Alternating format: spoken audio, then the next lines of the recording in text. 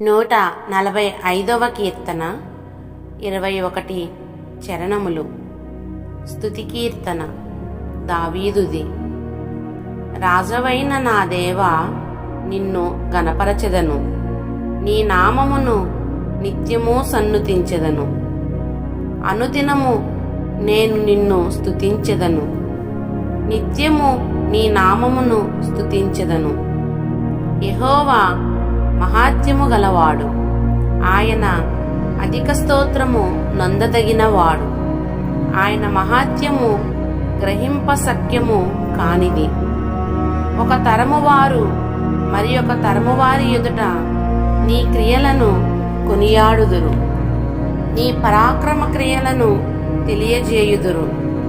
మహోన్నతమైన నీ ప్రభావ మహిమను, నీ ఆశ్చర్య కార్యములను నేను ధ్యానించెదను. నీ భీకర కార్యముల విక్రమమును మనుషులు వివరించెదరు. నేను నీ మహాత్మ్యమును వర్ణించెదను, నీ మహా దయాళత్వమును గూర్చిన కీర్తిని వారు ప్రకటించెదరు. నీ నీతిని గూర్చి వారు గానము చేసెదరు. యెహోవా దయాదాక్షిణ్యములు గలవాడు, ఆయన దీర్ఘశాంతుడు, కృపాతిశయము గలవాడు. యెహోవా అందరికీ ఉపకారి, ఆయన కనికరములు ఆయన సమస్త కార్యముల మీదనున్నవి. యెహోవా నీ క్రియలన్నీయు నీకు కృతజ్ఞతాస్తుతులు చెల్లించుచున్నవి. నీ భక్తులు నిన్ను సన్నుతించుదురు.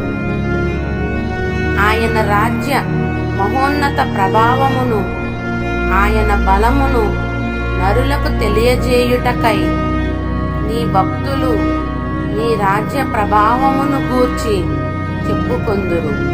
నీ శౌర్యమును గూర్చి పలుకుదురు. నీ రాజ్యము శాశ్వత రాజ్యము, నీ రాజ్య పరిపాలన తరతరములు నిలుచును.